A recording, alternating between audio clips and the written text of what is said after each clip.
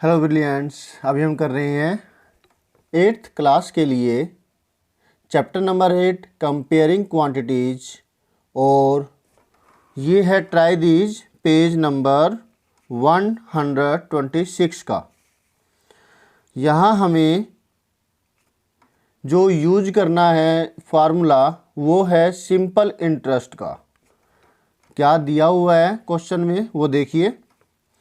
Find interest and amount to be paid on ₹15,000 at 5% per annum after 2 years। हमें interest और amount दोनों निकालने हैं जो कि 15,000 रुपीज़ के ऊपर है। इंटरेस्ट रेट है 5% पर एनम 2 साल के बाद का, यानी कि 15,000 के ऊपर 5% पर एनम की रेट पर 2 साल के लिए हमें इंटरेस्ट और अमाउंट दोनों के दोनों निकालने के कितने पे किए जाते हैं। क्लियर हुआ। यहाँ पर ये बात क्लियरली नहीं कही हुई है कि हमें सिंपल इंटरेस्ट से निकालना है ये आंसर या फिर कंपाउंड इंटरेस्ट से। अगर कभी ऐसा हो, वैसे ऐसा आएगा नहीं, तो आप टीचर से पूछ लीजिए कि इसको कैसे निकालना है, सिंपल इंटरेस्ट से निकालना है या फिर कंपाउंड इंटरेस्ट से। फिलहाल ये ट्राई दीज सिंपल इंटरेस्ट के बाद टॉपिक के बाद का है और कंपाउंड इंटरेस्ट के पहले का है। कंपाउंड इंटरेस्ट ये है ना, इसके बाद आता है। इसका मतलब ये हुआ कि ये ट्राई दीज जो है सिंपल इंटरेस्ट के लिए, और हम इसको करेंगे दोनों तरीके से, लेकिन ताकि आज जैसे भी आए आप उसे कर पाएँ। ठीक है।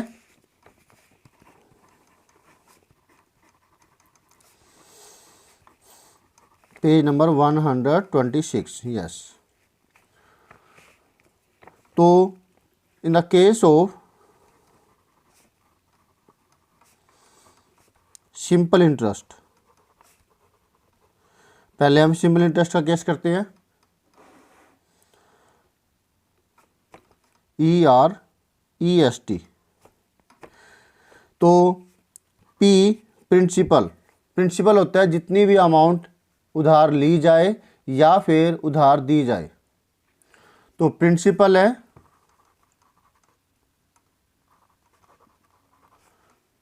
प्रिंसिपल के लिए इस्तेमाल करते हैं हम अल्फ़ाबेट P। वो दिया हुआ है ₹15,000। ठीक है। और रेट R वो है 5% PA, ये जरूर लिखिए, PA per annum. Time T 2 years। अब SI निकालने का जो फार्मूला होगा वो होता है P मल्टीप्लाई में R मल्टीप्लाई में T डिवाइड में 100, जो आप लगातार करते आ रहे हैं छोटी क्लासों से। 6th में भी आ चुकी है ये, 6th 7th है ना। P 15,000 R 5 टाइम 2 अपॉन में 100।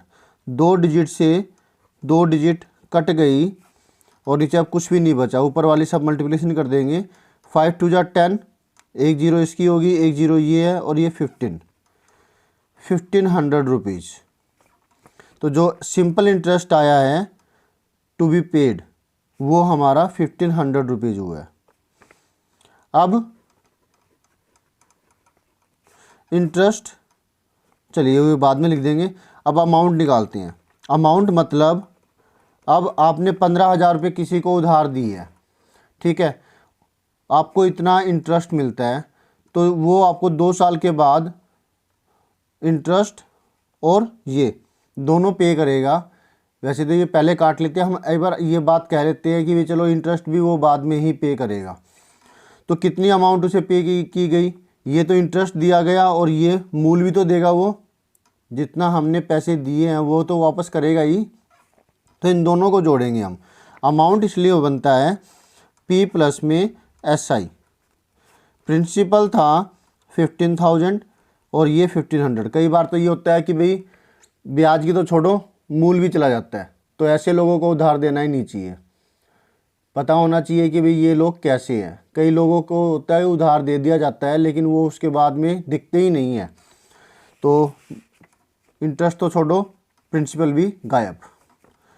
तो आप इसको इस तरीके से भी याद रख सकते हैं ऐसे एग्जांपल्स लेकर के। तो दोनों को जोड़ देंगे तो कितना आ गया, 15,000 1500, दोनों को जोड़ेंगे 005,516 16,500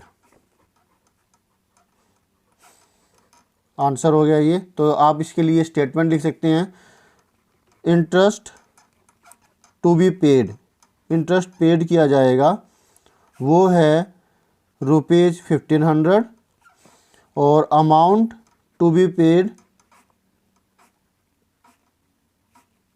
वो हो गए 16,500 रुपीज़। ये दोनों आपके आंसर हो गए, यहाँ से काट देते हैं फिर।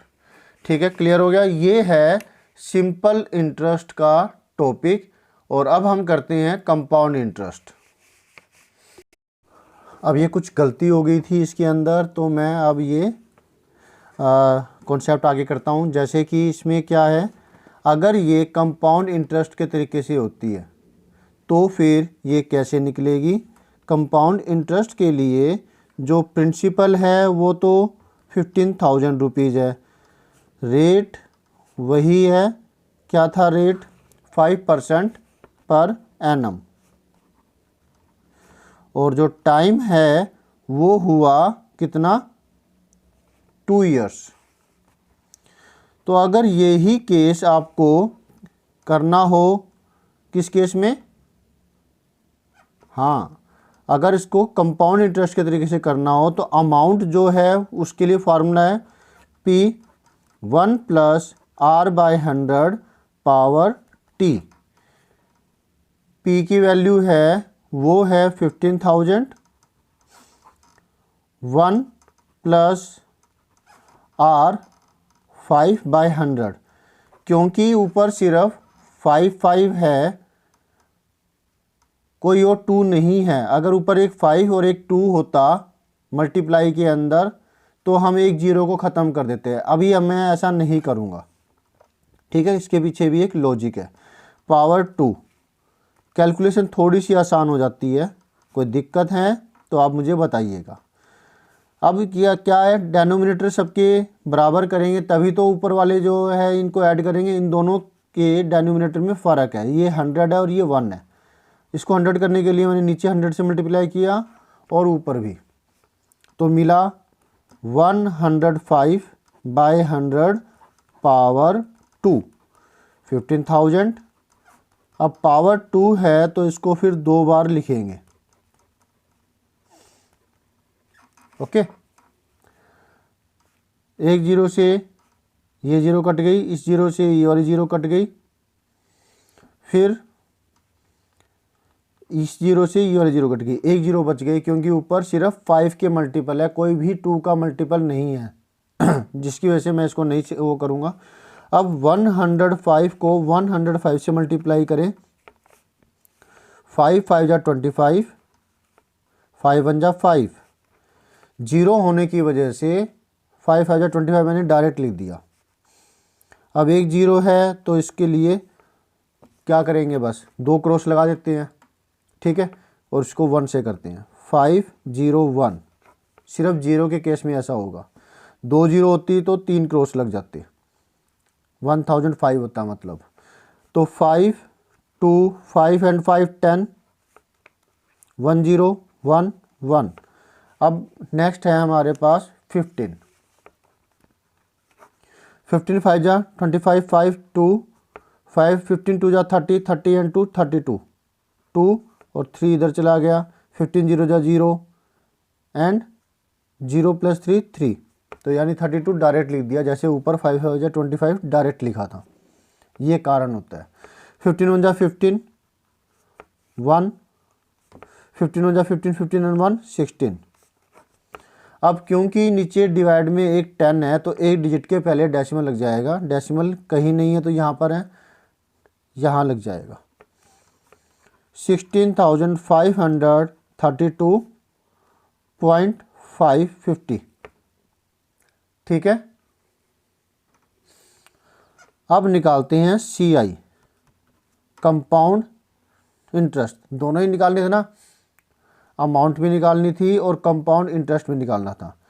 तो जितनी अमाउंट पे की जाएगी उसमें से जितनी अमाउंट ली थी माइनस कर दे, ब्याज के साथ दी जाएगी ना ये, तो अमाउंट दी जा रही है और प्रिंसिपल इसमें से माइनस कर देंगे तो हमारे पास वो वैल्यू आ जाएगी जो हमें इंटरेस्ट के रूप में,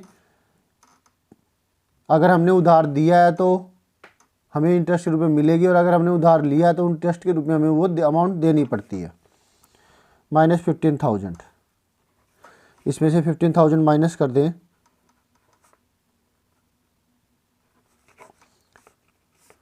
5.235, 6 - 5 1, 1532.50 पैसे।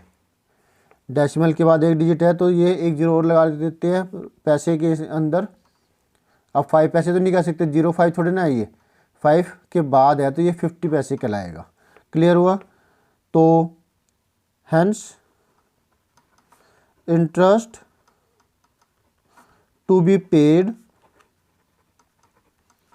इक्वल टू ₹1532.50 पैसे and amount to be paid equal to ₹16,532.50 पैसे। क्लियर हुआ? तो ये अमाउंट जो निकली है हमारी, जो इंटरेस्ट निकला है, ये SI से केस में से ज़्यादा है। क्यों ज़्यादा है? क्योंकि जो CI होता है, कंपाउंड इंटरेस्ट होता है, इसके अंदर इंटरेस्ट पर इंटरेस्ट मिलता है, जबकि इसमें कोई इंटरेस्ट पर इंटरेस्ट नहीं मिलता है। अमाउंट जो हमने पैसे दिए हैं उसी पर इंटरेस्ट मिलता है। क्लियर हुआ? एग्जाम्पल के तौर पर मैं आपको बताता हूँ, जैसे कि सिंपल इंटरेस्ट का केस ले, 100 रुपये उधार लिए, 10% पर एनम का हिसाब है एक टाइम पीरियड के बाद, तो जो हमें अमाउंट, जो इंटरेस्ट लगेगा वो 10 रुपये लगेगा। ठीक है, इंटरेस्ट कितना लगा? 10 रुपये। अगले नेक्स्ट टाइम पीरियड के अंदर, या मान लेते हैं अगले साल की बात है, तो फिर तब भी 100 रुपये के ऊपर ही इंटरेस्ट लगेगा और तीसरे के अंदर भी 100 रुपये पर ही इंटरेस्ट लगेगा। तो टोटल इंटरेस्ट कितना हो गया? 30 रुपीज़। लेकिन CI के केस में ऐसा नहीं होता। अगर 100 रुपये है तो इंटरेस्ट 10 रुपये पहले टाइम पीरियड में तो सेम है, लेकिन दूसरे के अंदर इन दोनों को जोड़ने पर जो 110 रुपीज़ आता है, अब इसके ऊपर इंटरेस्ट मिलेगा। पहले इसमें 100 पर मिला था, लेकिन CI में इस पर इंटरेस्ट मिलेगा, तो 10% इसका होता है 11 रुपीज़। फिर थर्ड ईयर के अंदर अगर हम देखें तो थर्ड ईयर के अंदर क्या होगा? इन दोनों को जोड़ेंगे, 121 रुपीज़ पर इंटरेस्ट मिलेगा और वो होगा 12 रुपये 1 पैसे, 10 पैसे। तो तीनों जोड़ देंगे तो 10 पैसे तो ये हो गया 213, 11213, 33 रुपये 10 पैसे, यानी 3 रुपये 10 पैसे ज़्यादा। और ये अमाउंट बढ़ जाती है, जब मान लिया 10,000 या लाख रुपए हो तो समझ लो कि भाई कितना ज़्यादा होगा। क्लियर हो रहा है आपको? तो अमाउंट जो ये इंटरेस्ट में जो फ़र्क है ये भी कुछ ज़्यादा ही आएगा। होप सो आपको ये कॉन्सेप्ट अच्छे से समझ में आ गया होगा। इसका आप स्क्रीनशॉट ले लीजिए।